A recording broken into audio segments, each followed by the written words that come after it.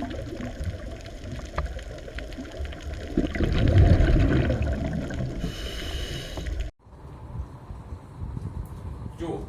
ગયા વખતે આપણે શ્વાસ માર્ગની રચના ભણી ગયા. શ્વાસ માર્ગમાં કઈ કઈ રચનાઓ આવે તો કે અહીંથી બાહ્ય નાસિકા છિદ્રો, એના પછી નાસિકા ગુહા પછી આવે અંતઃનાસિકા છિદ્રો, નાસિકા કંઠનળી, એના પછી સ્વર કંઠનળી, સ્વરયંત્ર,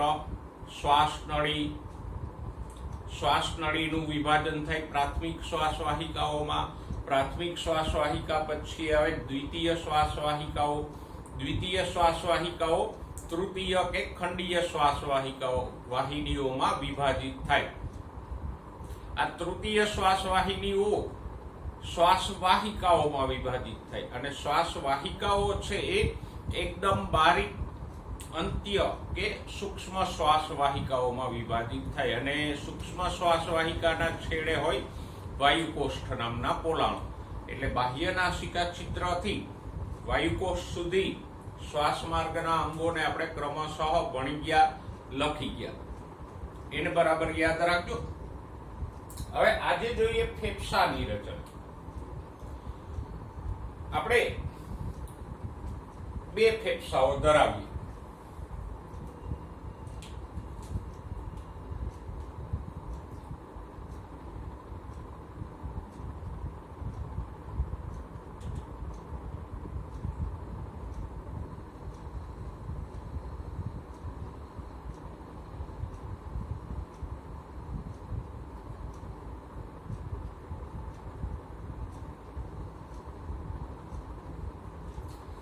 એક જોડ ફેફસાઓ હોય અને ફેફસાઓ ક્યાં હોય?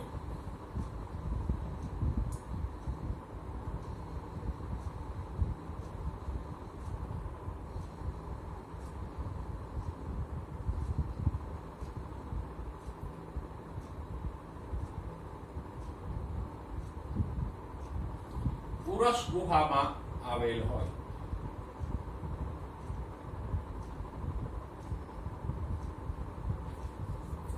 ઉરસ ગુહા એટલે છાતીનું પોલાણ, આ ભાગે ફેફસાઓ આવેલા હોય.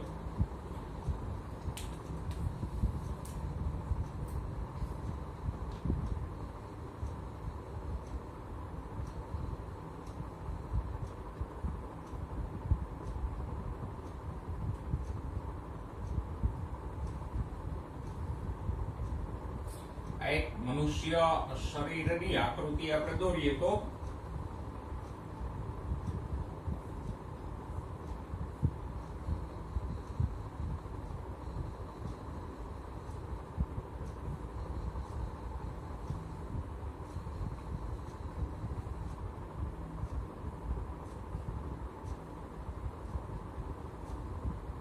આ છે શરીર ગુહા.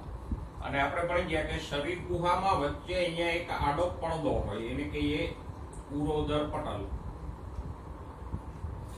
ઉરોદર પટલની ઉપરનો ભાગ ઉરસ ગુહા અને નીચેનો ભાગ ઉદર ગુહા.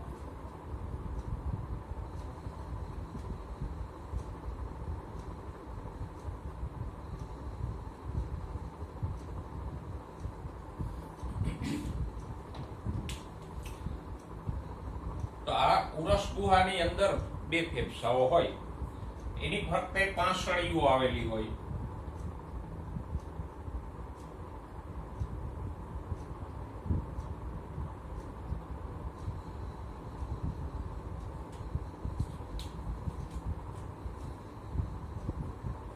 હવે અહીંથી આમ શ્વાસ નળી લંબાઈ અને પછી બે પ્રાથમિક શ્વાસ વાહિનીઓમાં વિભાજિત થાય. આ બે પ્રાથમિક શ્વાસ વાહિનીઓ થઈ.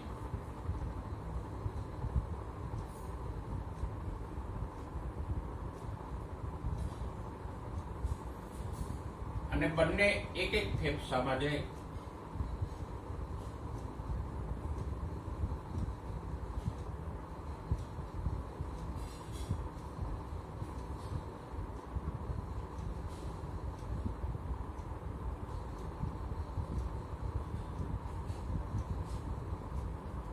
તો આ બંને થયા ફેફસાઓ.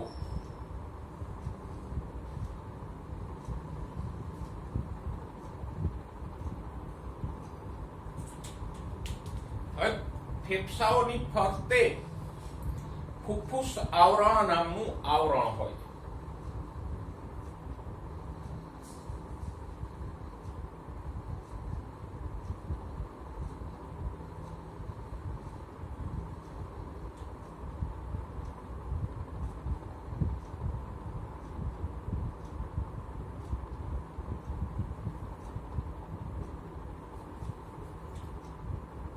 અને આ ફુફ્ફુસ આવરણ પાછું દ્વિસ્તરીય હોય.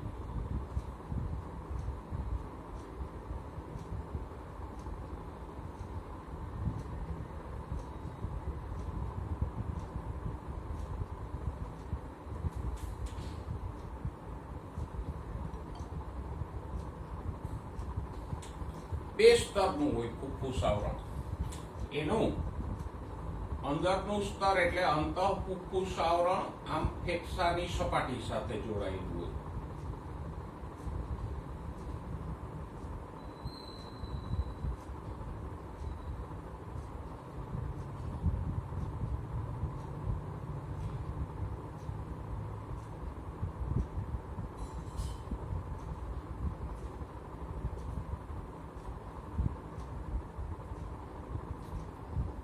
આ રીતે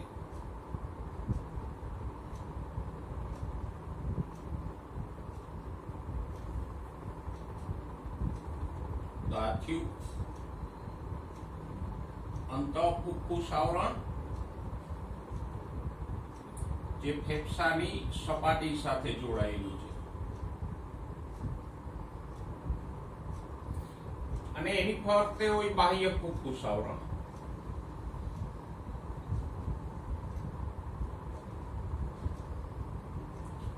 એ આમ શરીર દિવાલ સાથે જોડાયેલું હોય.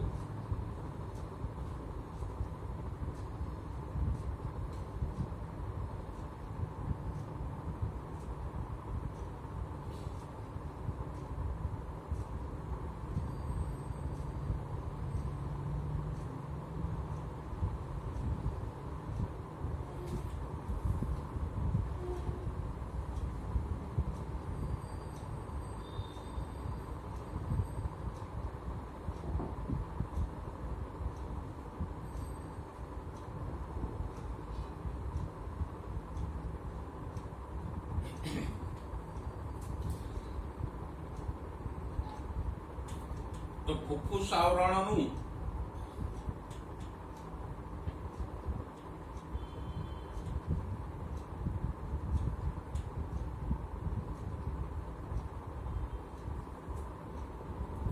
અંદરનું સ્તર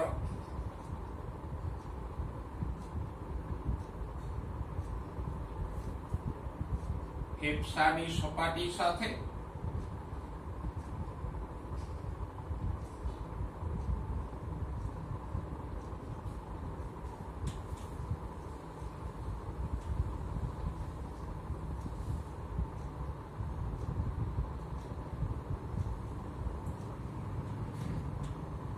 જ્યારે બહારનું સ્તર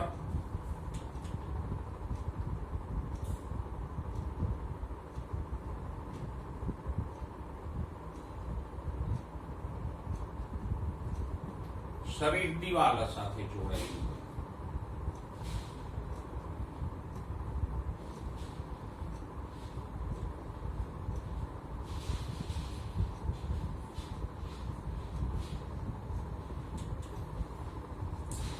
અને બે આવરણની વચ્ચે પ્રવાહી કરેલું હોય.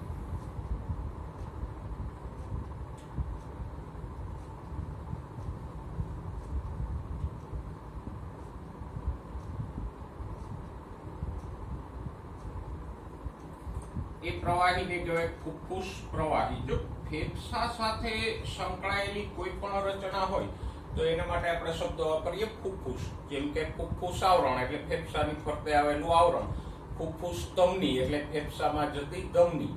તો ફેફસા સાથે સંકળાયેલી રચનાઓ માટે આપણે કયો શબ્દ વાપરીએ? ફુફ્ફુસ એટલે ફેફસા સાથે સંકળાયેલી રચના. તો બે ફુફ્ફુસ આવરણ વચ્ચે ફુફ્ફુસ પ્રવાહી કરેલું હોય.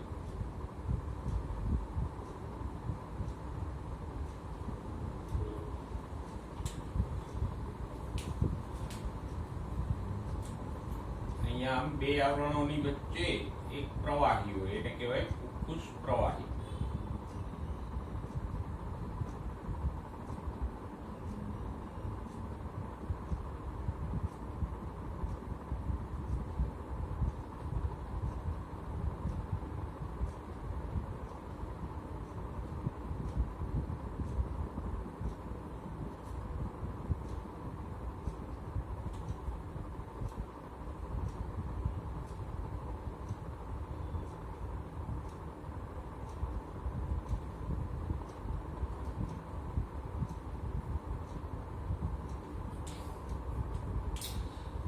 હવે ફુફ્ફુસ આવરણ અને ફુફ્ફુસ પ્રવાહીનું કામ શું? આખા ફેફસા, બંને ફેફસાની ફરતે આવરણ અને પ્રવાહી આવેલું હોય તો એનું કામ શું? તો કે ફુફ્ફુસ આવરણ અને ફુફ્ફુસ પ્રવાહી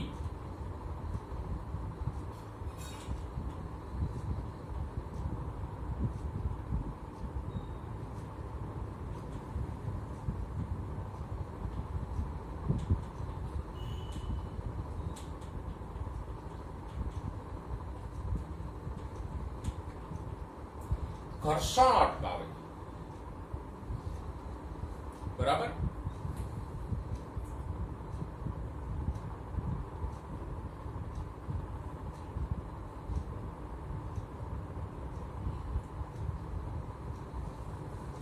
ઘર્ષણ નિરોધક છે, એટલે કે ઘર્ષણ અટકાવે. ફેફસાઓનું સતતપણે શ્વાસોશ્વાસ દરમિયાન સંકોચન વિકોચન થતું હોય. આપણે શ્વાસ લઈએ ત્યારે ફેફસા ફૂલે, ઉચ્છ્વાસ કાઢીએ ત્યારે ફેફસા સંકોચાય. તો આમ ફેફસાઓ સતત સંકોચન વિકોચન પામે તો પછી આ શરીર દિવાલ સાથે, અહીંયા હૃદય હોય એની સાથે ઘસાયા કરે ને, અને જો આવો ઘસારો લાગ્યા કરે તો અમુક સમય પછી ફેફસા નષ્ટ થઈ જાય.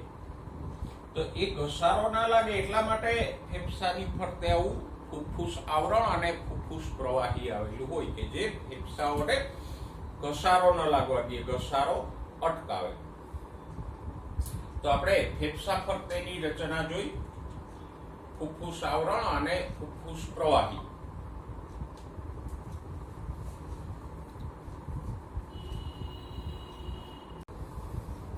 જો હવે ફેફસાની આગળ પાછળ શું આવેલું હોય એ જોઈ લઈએ. જો ફેફસાની પૃષ્ઠ તરફ તો શું હોય?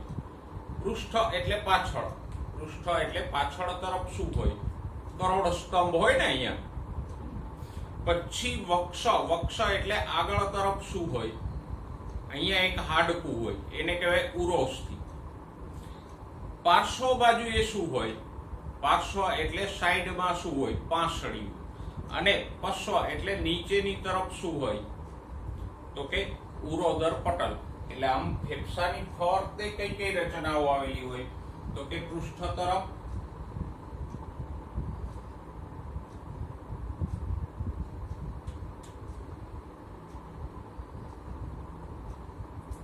કરોડ સ્તંભ હોય, વક્ષ એટલે આગળની બાજુએ ઉરોસ્થિ નામનું હાડકું આવેલું હોય. અહીંયા આ જે હાડકું છે છાતીનું એને કહેવાય ઉરોસ્થિ.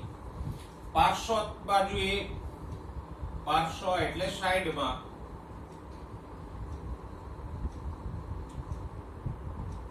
પાંસળીઓ આવેલી હોય. અને નીચેની બાજુ શું હોય?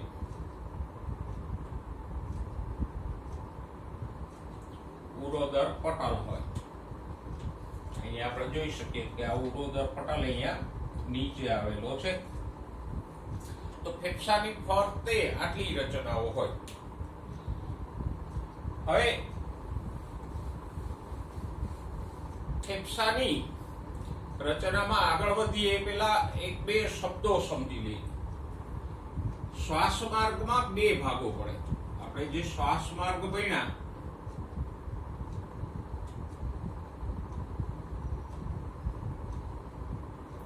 એના બે ભાગો પડે.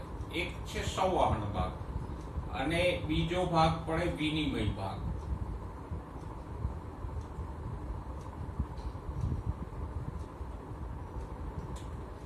આપણે જે શ્વાસ માર્ગ ભણી ગયા ને, બાહ્ય નાસિકા છિદ્રોથી છેક વાયુકોષ સુધીનો શ્વાસ માર્ગ ભણી ગયા, એના બે ભાગો પડશે. એક સંવહન ભાગ. સંવહન એટલે વહન કરવું.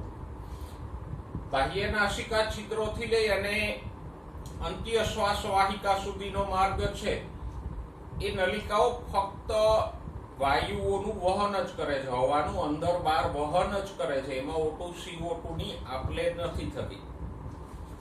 તો એને કહેશું સંવહન ભાગ, એટલે વહન કરતો ભાગ.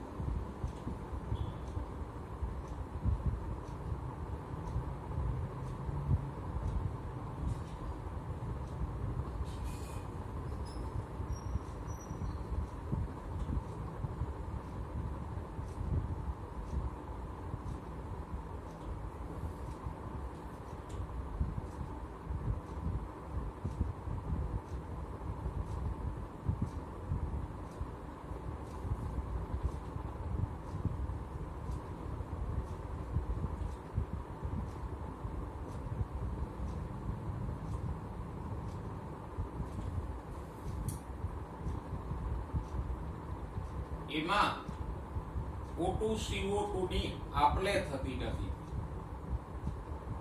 આપલે એટલે વિનિમય.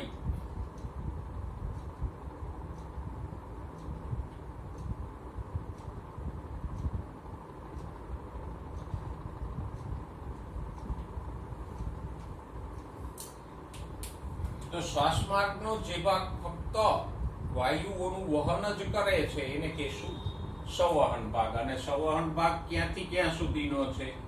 બાહ્ય નાસિકા છિદ્રોથી લઈ અને પેલી અંત્ય શ્વાસ વાહિકા સુધીનો ભાગ છે એ સંવહન ભાગ છે. પણ એનાથી આગળનો ભાગ વાયુકોષ્ઠની નલિકાઓ વગેરે જે ભાગ છે એ વાયુઓની આપલે કરશે. જો એક આકૃતિ આપણે દોરીએ અહીંયા, તો આપણે ભણી ગયા કે આમ આ અંત્ય શ્વાસ વાહિકાઓ હોય.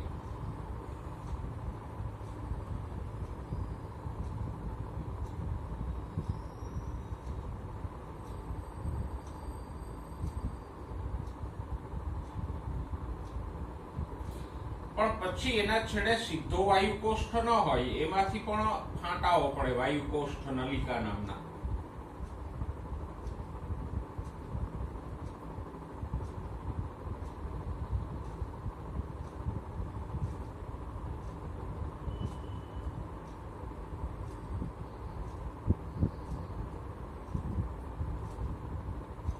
આ રીતે. અને એના છેડે વાયુકોષ્ઠો આવેલા હોય.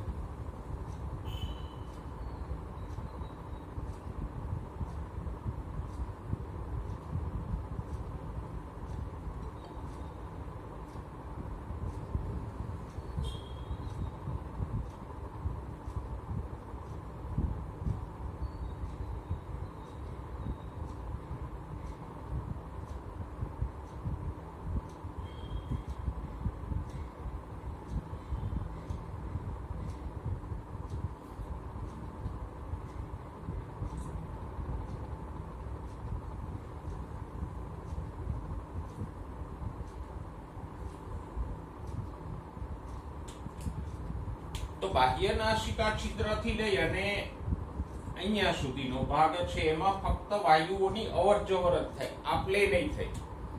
આપલે એટલે નહીં થાય કે આની ફરતે, આ નલિકાઓની ફરતે રુધિર કેશિકાઓ ના હોય. જ્યારે વાયુકોષ્ઠોની અને વાયુકોષ્ઠ નલિકાઓની ફરતે આમ રુધિર કેશિકાઓ આવેલી હોય.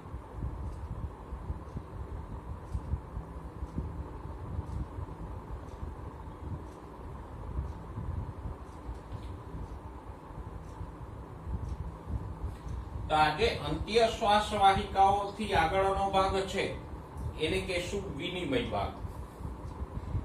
બરાબર?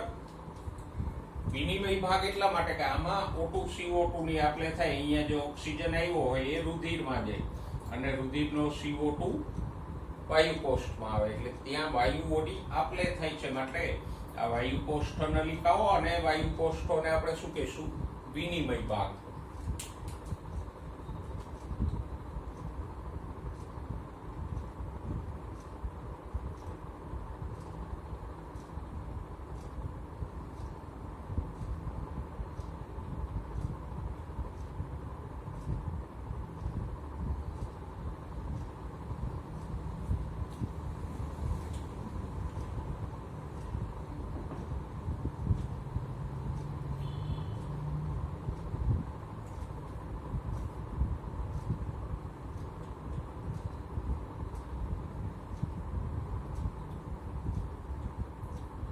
એને વિનિમય ભાગ એટલે કીધો કે જેમાં એમાં O2 CO2 ની આપ-લે થાય છે.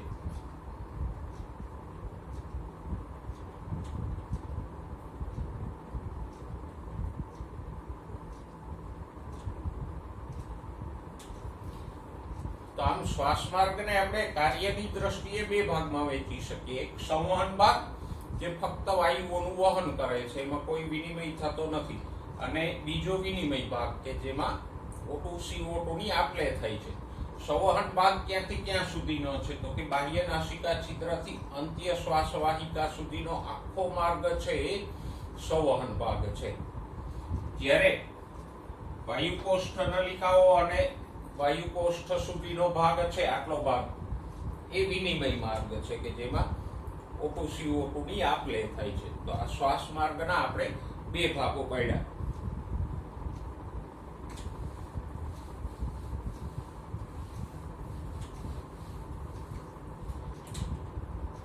હજુ આગળ એ વાત કરીએ કે ફેફસાઓ હવાચુસ્ત છે.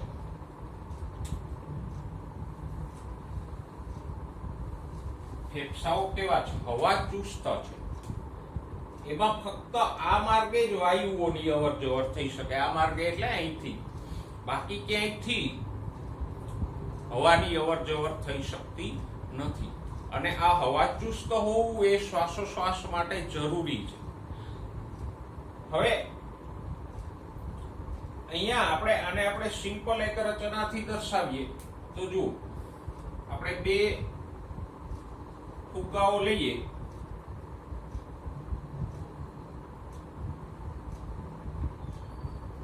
આ ફેફસા છે.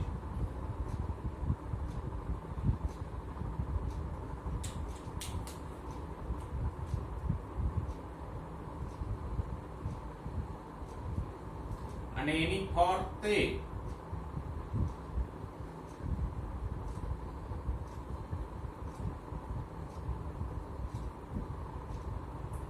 આ શરીર દિવાલ છે.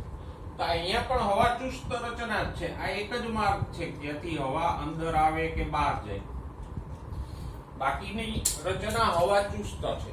હવે એનું પરિણામ શું આવે? તો કે આ શરીર દિવાલ એટલે કે આ બહારનું આવરણ છે ફૂલશે, તો અંદરનું ફેફસાનું કદ પણ વધશે. આ બહારનું આવરણ સંકોચાશે તો અંદરનું કદ છે એ પણ ઘટશે. જો અહીંયા ક્યાંય છિદ્ર હોત તો વાત જુદી હતી. અહીંયા સપોઝ કે આમ છિદ્ર હોય તો શું થાય? આ ફેફસા નાના મોટા ન થાય. આ શરીર દિવાલ સંકોચાય તો અહીંથી હવા નીકળી જાય, ફેફસા એમને રહી. અને શરીર દિવાલ વિસ્તરે તો અહીંથી હવા અંદર પ્રવેશી જાય વચ્ચેના ભાગમાં. ફેફસાના કદમાં કોઈ ફેરફાર ન થાય. પણ એવું નથી. અહીંયા આપણે જોઈ શકીએ કે ફેફસામાં હવાની અવરજવરનો આ એક જ માર્ગ છે, શ્વાસ નળી વાળો. બાકીની બધી સાઈડેથી ફેફસા હવાચુસ્ત છે. એટલે બનશે શું? તો કે આ જે ઉરસ ગુહા છે, છાતીનું પોલાણ આખી, એનું કદ વધશે તો ફેફસા વિસ્તરશે ને હવા અંદર જશે. ઉરસ ગુહાનું કદ ઘટશે આમ તો ફેફસાનું કદ પણ ઘટશે ને હવા બહાર જશે. સમજવાનો મુદ્દો આમાં એ છે કે ફેફસા પોતાની મેળે ફૂલતા કે સંકોચાતા નથી, કારણ કે ફેફસામાં કોઈ સ્નાયુઓ હોતા જ નથી. એટલે ફેફસાનું પોતે પોતાની જાતે ફૂલે અને હવા અંદર જાય, ફેફસા પોતે સંકોચાય ને હવા બહાર નીકળે, એવું નથી થતું ના.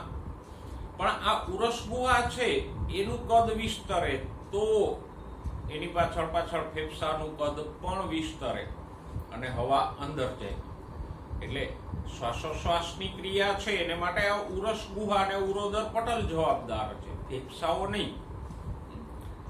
અને એટલે જ ફેફસા હવા ચુસ્ત હોય એ જરૂરી છે. અધરવાઇઝ મેં કીધું એમ અહીંયા ક્યાંયથી હવા જઈ શકતી હોત તો ઉરસ ગુહા વિસ્તરે તો અહીંથી હવા અંદર પ્રવેશી જત, ઉરસ ગુહા સંકોચાય તો હવા બહાર નીકળી જત. પણ એવું થશે નહીં. તો આમ ફેફસાઓ કેવા છે? હવા ચુસ્ત છે. એટલે ઉરસ ગુહાના કદમાં ફેરફાર થાય તો એ જ ફેરફાર ફેફસામાં પણ થશે. ઉરસ ગુહા સંકોચાય તો ફેફસા પણ સંકોચાશે અને હવા બહાર નીકળશે. ઉરસ ગુહા વિસ્તરે તો ફેફસા પણ વિસ્તરશે અને હવા અંદર જશે. બરાબર?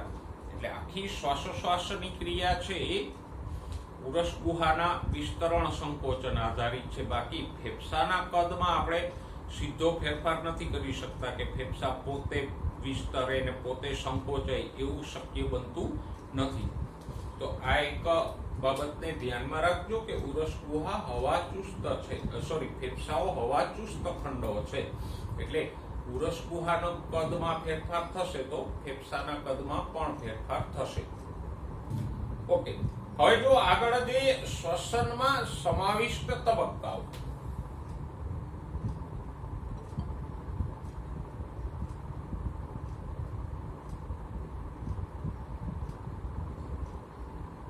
એટલે કે શ્વસનની ક્રિયા મીન્સ કે શ્વાસોશ્વાસની આખી જે ક્રિયાઓ છે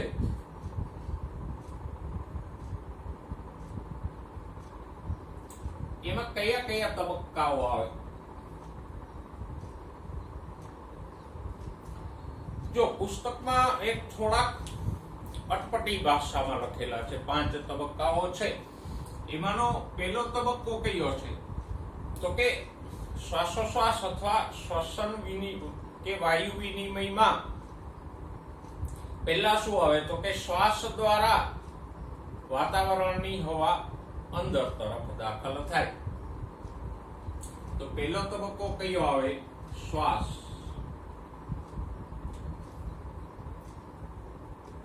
શ્વાસ આપણે કોને કહીએ? તો કે વાતાવરણની હવા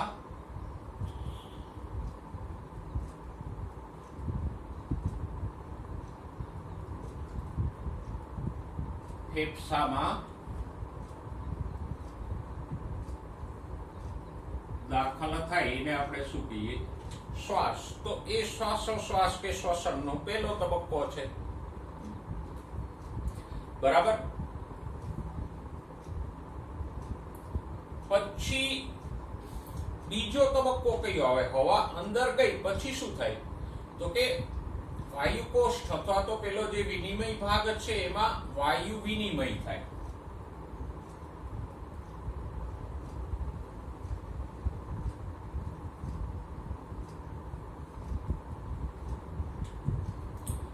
હવા અંદર લઈએ પછી શું થાય? વિનિમય. એટલે આપણે શેની? O2 CO2 ની.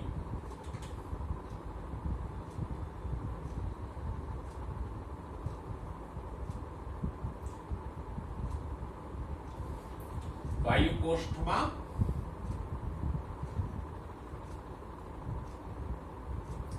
હવાનો O2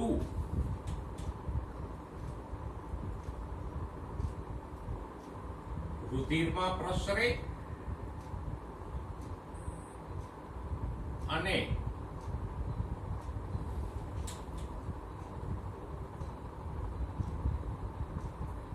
રુધિરનો CO2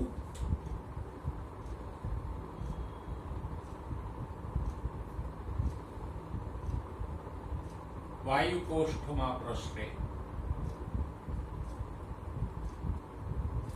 આને શું કહેવાય? વિનિમય. આપ-લે કોની વચ્ચે થયો? તો કે વાયુકોષ્ઠ અને રુધિર વચ્ચે આપ-લે થઈ ને. વાયુકોષ્ઠમાંથી O2 રુધિરમાં ગયો, રુધિરમાંથી CO2 વાયુકોષ્ઠમાં આવ્યો. તો વાયુકોષ્ઠ અને રુધિર વચ્ચે આજે O2 CO2 ની આપ-લે થઈ, એ વાયુ વિનિમય બીજો તબક્કો. હવે આ વાયુ નું પ્રસરણ છે એ સમગ્ર સપાટી દ્વારા, વાયુકોષ્ઠની સમગ્ર સપાટી દ્વારા થાય.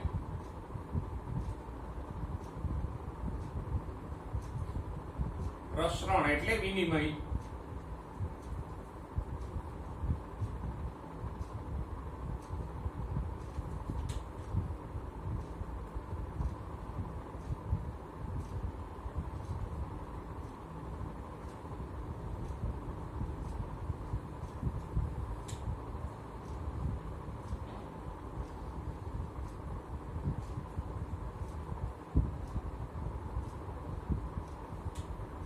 અને ફેફસામાં તો લગભગ 300 કરોડ જેટલા વાયુ કોષો હોય, તો એ બધા વાયુ કોષોની સપાટીનો વિસ્તાર બહુ મોટો થાય, તો એ બધી સપાટીએથી ઓક્સિજન રુધિરમાં જાય અને CO2 રુધિરમાંથી વાયુ કોષોમાં આવે. પછી ત્રીજો તબક્કો આવે વાયુઓનું વહન.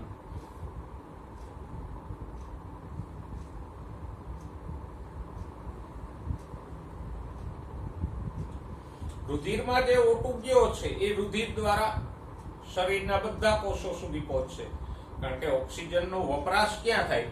પ્રકરણની શરૂઆતમાં જ આપણે એક સમીકરણ લખી ગયા કે ઓક્સિજન જે આપણે લઈએ છીએ વપરાય ક્યાં?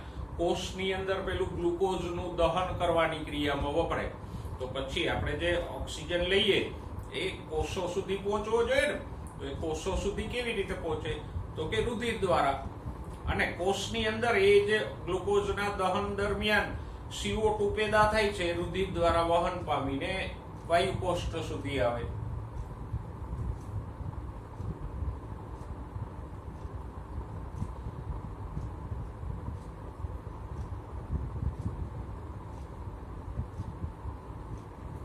તો રુધિર દ્વારા O2 નું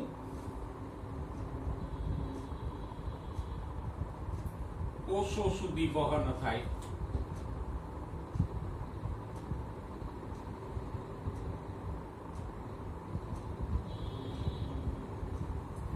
જ્યારે CO2 જે કોષમાં ઉત્પન્ન થાય છે એનું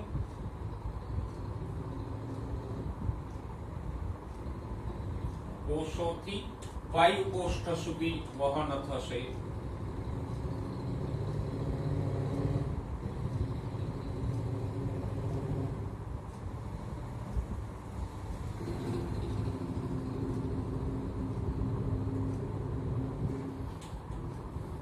વાયુઓનું વહન એકચ્યુઅલી કોણ કરે છે? રુધિર. ફેફસા તો ખાલી વિનિમય કરી દે છે, વાયુને રુધિરમાં મોકલે ને રુધિરમાંથી CO2 ને બહાર કાઢે. જ્યારે આખા શરીરમાં વહન કરવાની ક્રિયા કોણ કરે છે? તો કે રુધિર. પછી એના પછીનો તબક્કો આવે રુધિર અને પેશી કોષો વચ્ચે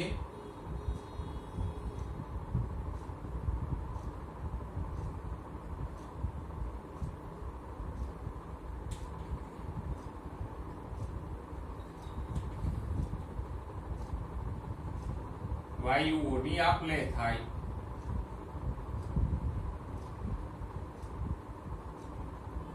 એટલે કે રુધિરમાં જે O2 ગયો હોય એ રુધિરમાંથી કોષમાં પ્રવેશે અને કોષમાંથી CO2 રુધિરમાં પ્રવેશે, તો ત્યાં પણ વિનિમય થાય છે, આપ-લે થાય છે. બરાબર. પછી એના પછીનો તબક્કો તો કે કોષમાં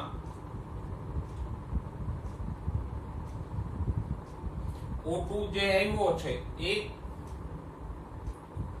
શક્તિ મુક્ત કરવાની ક્રિયામાં વપરાય. બરાબર. અપચય ક્રિયા એટલે પેલું જે સમીકરણ આપણે લખી ગયા હતા ને, આ C6H12O6 plus 6O2 gives to 6CO2 plus 6H2O plus ઊર્જા.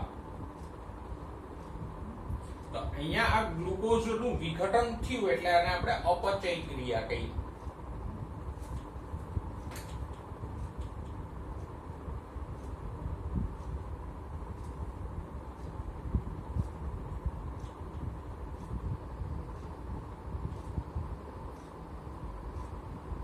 તો અપચય ક્રિયા એટલે કઈ? તો કે આ જે સમીકરણ લખ્યું છે ગ્લુકોઝના વિઘટનનું, એને આપણે અપચય ક્રિયા કહીશું.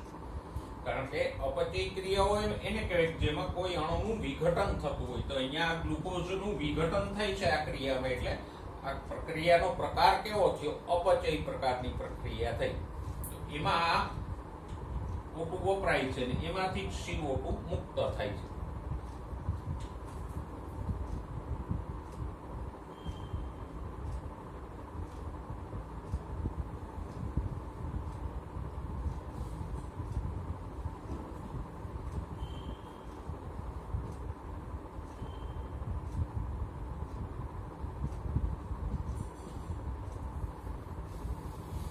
અને છેલ્લો તબક્કો આવે ઉચ્છ્વાસ.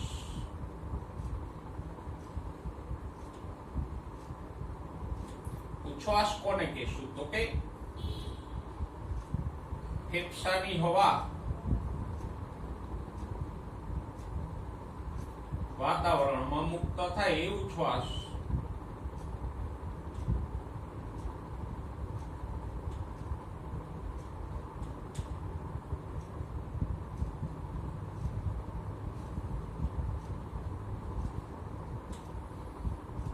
તો પેલા શ્વાસ દ્વારા હવા અંદર જાય, પછી વાયુ કોષ્ઠ દ્વારા રુધિરમાં O2 જાય અને CO2 રુધિરમાંથી વાયુ કોષ્ઠમાં આવે, એટલે કે રુધિર અને વાયુ કોષ્ઠ વચ્ચે વિનિમય થાય.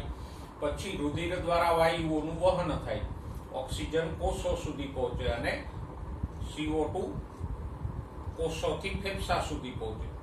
પછી તો કે રુધિર અને કોષો વચ્ચે વિનિમય થાય. રુધિરમાં રહેલો ઓક્સિજન કોષોમાં જાય અને કોષોમાં રહેલો CO2 રુધિરમાં આવે. આ ઓક્સિજન જે દાખલ થયો છે કોષમાં એ આ અપચય ક્રિયામાં વપરાય અને એમાંથી ઉત્પન્ન થયેલો CO2 રુધિરમાં આવે અને પછી ઉચ્છ્વાસ દ્વારા હવા બહાર નીકળી જાય. તો આ જે શ્વસનમાં સમાવિષ્ટ તબક્કાઓ છે એ પુસ્તકમાં થોડાક જે ભાષાકીય રીતે અટપટા છે એને મેં સરળ કરવાનો પ્રયત્ન કરીને અહીંયા લખ્યા છે. હવે આ જ વસ્તુને આપણે એક ચાર્ટથી સમજીએ.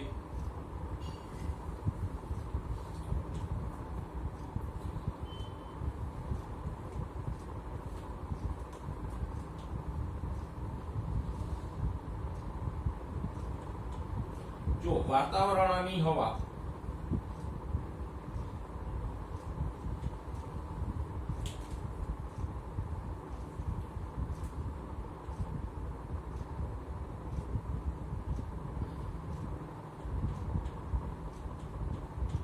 આ છે ફેફસા.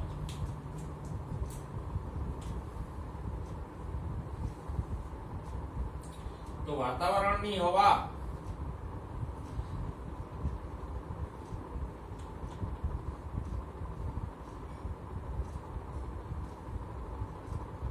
શ્વાસ દ્વારા ફેફસામાં જાય, પછી ફેફસામાં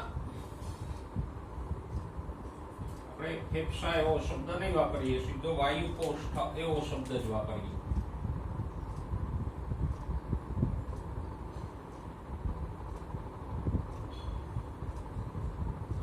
પછી વાયુ કોષ્ઠમાંથી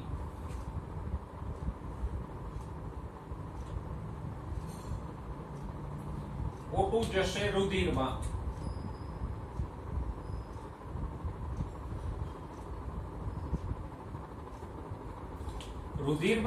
રુધિર દ્વારા એ ઓક્સિજન વહન પામી અને ક્યાં જશે? પેશી કોષોમાં.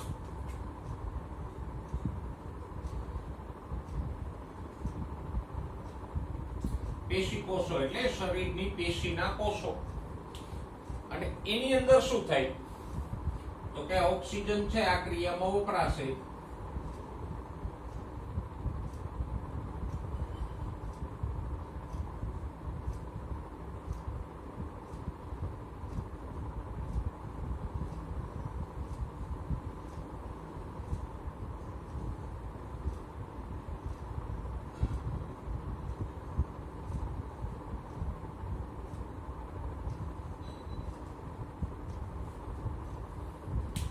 તો આ પેશી કોષોમાં રહેલો ઓક્સિજન અહીંયા વપરાય અને અહીંથી જે CO2 ઉત્પન્ન થયો છે એ પેશી કોષોમાંથી ક્યાં આવે?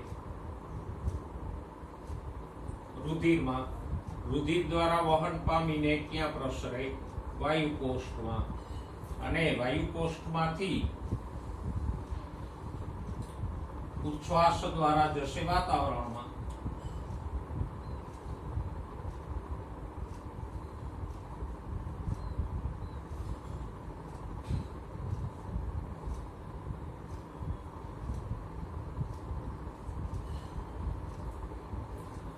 તો આખા બધા જે તબક્કા છે એ આપણે એક નાનકડા ચાર્ટ દ્વારા ભણ્યા. અને બીજી વિશેષતા અહીંયા આવે કે મનુષ્યમાં બે જગ્યાએ વાયુઓની આપલે થાય છે. એક આપલે જુઓ વાયુકોષ્ઠ અને રુધિર વચ્ચે થઈ, જ્યારે બીજી આપલે રુધિર અને પેશીકોષો વચ્ચે થઈ. તો આ મનુષ્યમાં બે સ્તરે આપલે થાય. આ એક ફુફ્ફુસીય સ્તરે એટલે વાયુકોષ્ઠ અને રુધિર વચ્ચે O2 CO2 ની આપલે થાય. બીજું કોષીય સ્તરે એટલે રુધિર અને પેશીકોષો વચ્ચે O2 CO2 ની આપલે થાય. તો આ મનુષ્યમાં બે સ્તરે કે બે જગ્યાએ વાયુઓની આપલે થાય. ઓકે, તો આ જે ચાર્ટ છે એમાંથી આપણે બીજી એક વસ્તુ એ પણ સમજી શકીએ કે વાયુઓની જે સંપૂર્ણ આપલે થાય છે O2 CO2 ની, એમાં ફક્ત શ્વસન તંત્ર જ ભાગ નથી ભજવતું, પણ પરિવહન તંત્ર ભાગ ભજવે છે. કારણ કે એટલું શ્વસન તંત્ર એટલે તો શું થાય, અહીંથી લઈ અને ફેફસાઓ સુધીનો ભાગ એ શ્વસન તંત્ર. તો એનાથી જેટલું શરીરને ઓક્સિજન નથી મળતો, પણ રુધિર પણ ભાગ ભજવે છે ને વાયુઓને કોષો સુધી પહોંચાડવામાં અને CO2 ને કોષોમાંથી નિકાલ કરવામાં. તો વાયુ વિનિમયમાં મનુષ્યમાં બે તંત્રો ભાગ ભજવે છે. કયા? શ્વસન તંત્ર અને રુધિરાભિસરણ તંત્ર.